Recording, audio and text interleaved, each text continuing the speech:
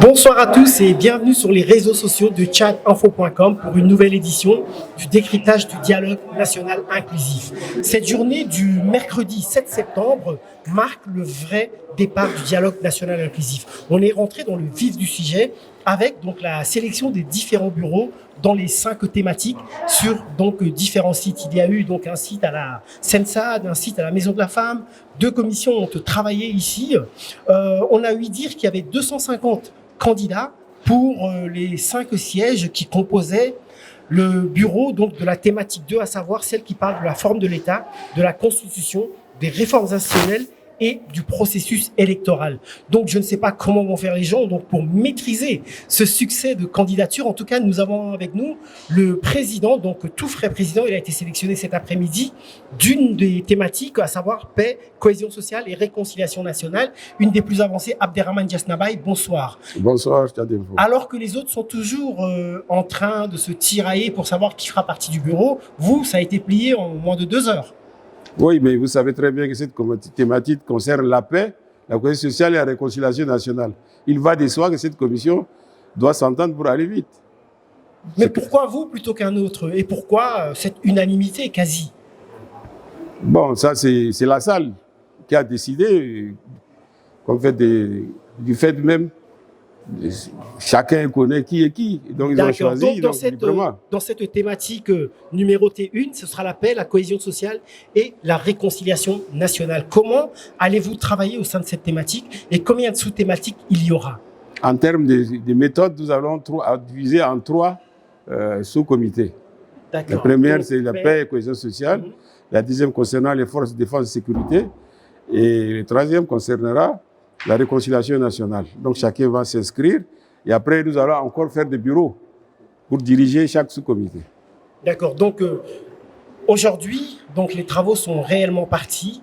Expliquez-nous comment va s'organiser la salle. C'était ça ma question. Donc les sous-thématiques et ensuite chaque délégué, chaque participant pourra prendre la parole ou alors ce sera ficelé?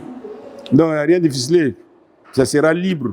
Chacun, on va inscrire ceux qui veulent parler. Tout le monde parlera.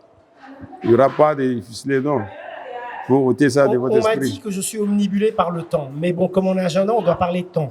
Donc, est-ce que tout le monde, parce qu'il n'y aura que 5 jours de travaux en commission, avant donc d'aller délibérer en plénière, est-ce que tout le monde pourra parler? Bon, on va essayer de faire le maximum possible. Dans tous les cas, il y a un travail de base qui a été fait par le CODNI. Il y a un rapport qui est distribué. On leur a demandé de lire ce soir, de façon à ce qu'on puisse avancer. D'accord. Et j'anticipe un peu. Quelles sont les recommandations globalement, parce qu'évidemment, il y aura des débats, etc. Mais quelles sont les recommandations principales qui sortiront donc de cette commission, des travaux de cette commission?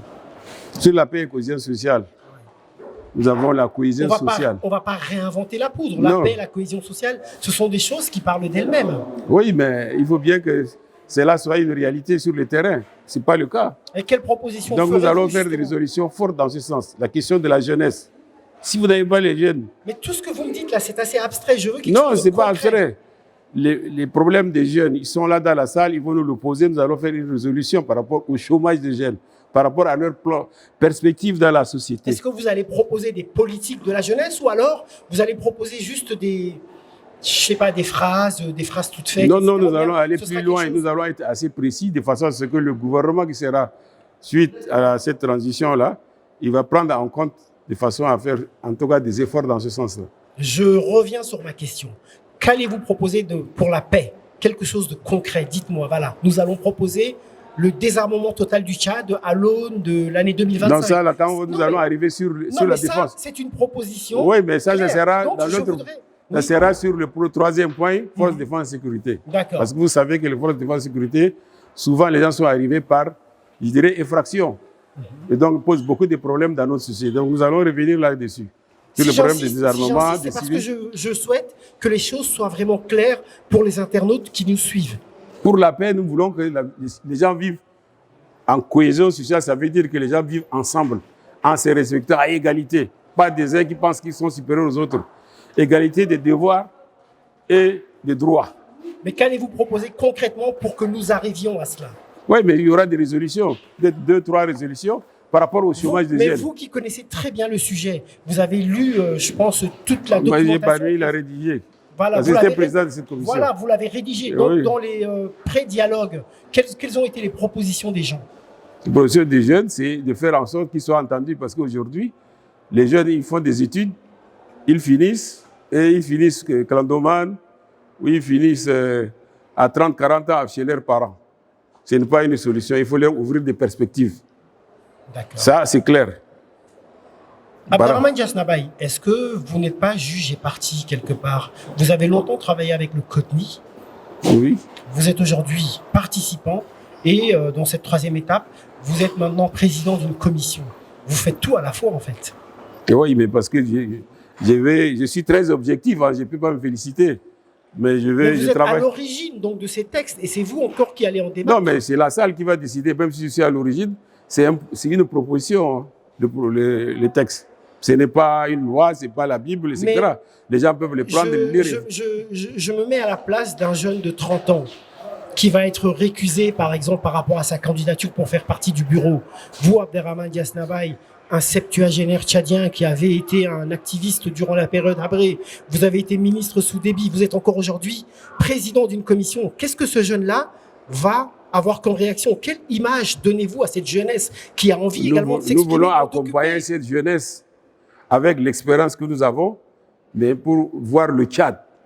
Et les jeunes aujourd'hui, eux-mêmes sont entendus, ils ont proposé une représentante dans ce bureau-là.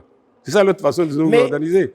Et c'est là. Si demain, dans 20 ans, si Dieu vous prête vie et qu'il y a un nouveau forum, vous serez toujours prêt à accompagner les jeunes? Ou alors vous direz à ce moment... Non, mais je pense bien avant. 20 ans, c'est déjà loin. Non, mais je voudrais laisser l'image de quelqu'un qui a contribué à relever le Tchad et la jeunesse et l'accompagnant. Et en même temps, leur donnant les responsabilités par la suite. Vous croyez que cette jeunesse attend de vous des conseils? Beaucoup de jeunes me font confiance. Hein. Ça, je vous dis la vérité. Beaucoup de jeunes ont voulu que je sois leur candidat même au présidium. Mais ça n'a pas été. Je vous dis la vérité. Parce qu'ils pensent, et je les rencontre souvent, ils m'appellent, ils me demandent des conseils. C'est ça le rôle que je voulais jouer par la suite. Non pas prendre la place des jeunes, mais les accompagnants parce qu'ils puissent assumer leurs responsabilités futures. Ce n'est pas rien de venir un jeune, de dire moi je vais être ministre ou directeur sans avoir un minimum d'expérience. Il a besoin de nous, les gens ont besoin de nous. Moi, ils me font beaucoup confiance. Je les accompagne et à un moment donné, ils vont voler par les propres ailes.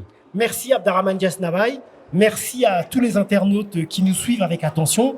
Comme je vous le disais, aujourd'hui, le dialogue national inclusif est enfin rentré donc dans le vif du sujet avec les travaux en commission. Voilà, nous nous retrouverons demain, peut-être au niveau des sites décentralisés pour aller suivre les travaux donc d'une autre commission à la Sensad ou à la Maison de la Femme. On se retrouve demain en fin de journée sur les réseaux sociaux de tchadinfo.com.